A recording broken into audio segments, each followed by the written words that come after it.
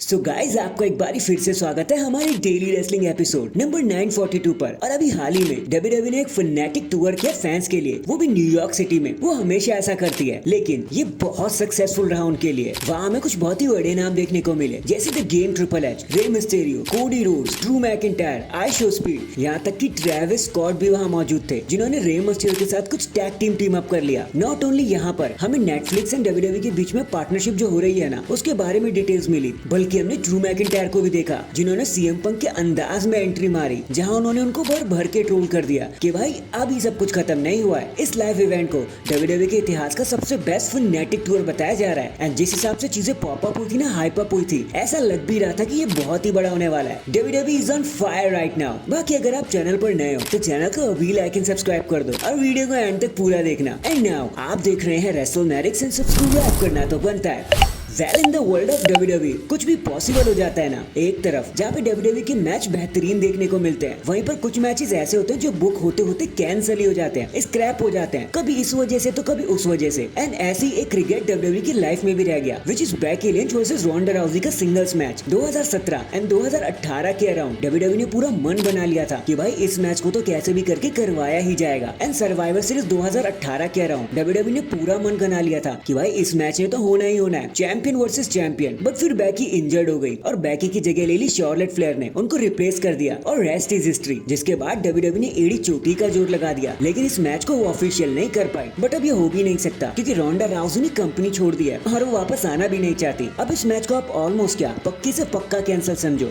#रोंडा versus बैकी। Next अभी हाल ही में एक न्यूज मार्केट में बहुत ज्यादा बूम कर रही है, चल रही है, जहाँ बैक स्टेज में लोग ये बातें कर रहे हैं कि ट्रिपल एच अक्सर सोशल मीडिया पर एक्टिव रहते हैं। ये कुछ खास बात तो नहीं है ना, लेकिन इस बात को खास एक चीज बना देती है कि ट्रिपल एच 24 घंटे फैंस के बिहेवियर को, उनकी पसंद नापसंद को मॉनिटर करते रहते हैं। सोशल मीडिया के साथ जुड़ते हुए वो देखते रहते हैं कि चीजें कैसी चल रही हैं, फैंस को क्या चाहिए और क्या नहीं चाहिए। ट्रिपल एच इस चीज पर बहुत ध्यान देते हैं, यहाँ तक कि ट्रिपल एच के बहुत सारे डिसीजन तो फैंस के ओपिनियन से ही निकल जाते हैं। और शायद यही रीजन है कि क्यों ट्रिपल एच एक अच्छे लीडर है, क्योंकि वो फैंस को वही देना चाहते हैं जो वो देखना चाहते हैं। छुपा कर कुछ नहीं रखते, कभी अपनी नहीं चलाई उन्होंने, खुद को आगे नहीं रखा, हमेशा हम फैंस को ही आगे रखा, हम फैंस को ही बूम पर रखा। और इसीलिए WWE आजकल बहुत हाइप अप कर रही है। And this is the reason कि क्यों रेसलमेनिया एक्सएल में the Rock versus Roman Reigns का मैच कैंसिल हो गया, क्योंकि ट्रिपल एच ने ऐसा सोचा कि भाई हमें फैंस को कोडी रोड्स देना चाहिए, क्योंकि वो कोडी रोड्स ही मांग रहे हैं। खुद ट्रिपल एच ने हमें पहले रखा, तो इसलिए #थैंक यू ट्रिपल एच, हम इतनी वैल्यू देने के लिए। इसके बाद भले ही रोमन रेंस अभी अलग ऑपरेट कर रहे हैं, अलग काम करना चाहते हैं, अलग ही पूरी ब्लड लाइन से भिड़ रहे हैं, लेकिन इन दी एंड WWE वही करने का सोच रही है जो हम फैंस भी देखना चाहते हैं। क्योंकि अब धीरे धीरे WWE शेप लेने लगी है कि देयर इज अ रीजन कि क्यों लास्ट वीक ब्लड लाइन कामयाब हो गई अपना नंबर्स गेम चलाने में, क्योंकि अब रोमन रेंस के सेवियर आने वाले हैं। And it's survivor series WWE old blood line versus new blood line के बीच में एक मैच पुश करने का सोच रही है, वो भी वॉर गेम्स के अंदर, जो सही मायनों में एक एंड गेम होगा ब्लड लाइन सागा के लिए, जो काफी समय से चली आ रही है। एंड यस, आपको जल्दी ही जिमी एंड जे उसो दोनों के दोनों बैकअप करते हुए नजर आएंगे रोमन रेंस के लिए, आपको वो दिख ही जाएंगे। और इसी वजह से WWE ने जे उसो को चुपके से साइड लाइन कर रखा है, ताकि वो जब रोमन रेंस को ज्वाइन करे तो थोड़ा अलग है, नेक्स्ट लेवल वाली फील क्रिएट हो। बाकी लेट्स सी अब ये धमाका हमें कब देखने को मिलता है। इन दी एंड अब शायद ऐसा लग रहा है कि Cody Rhodes versus Kevin Owens का जो मैच है ना, उसने एक नई डायरेक्शन पकड़ लिया, एक अलग दिशा पकड़ ली है। क्योंकि अब ऑलमोस्ट कंफर्म ही समझो कि बैश इन बर्लिन में जब केविन एंड कोडी एक दूसरे के सामने होंगे, तो कोई ना कोई तो हील टर्न लेने वाला है, कोई ना कोई सुपरस्टार अपने कैरेक्टर को तोड़ने वाला है। फिर चाहे वो केविन ही क्यों ना हो या फिर कोडी रोड्स ही क्यों ना हो, कोई ना कोई सुपरस्टार तो हील हो गई। तो watch out for this, one way और दी अनदर, दोस्ती तो टूटने वाली है। So that is it guys, अभी के लिए तो बस इतना ही।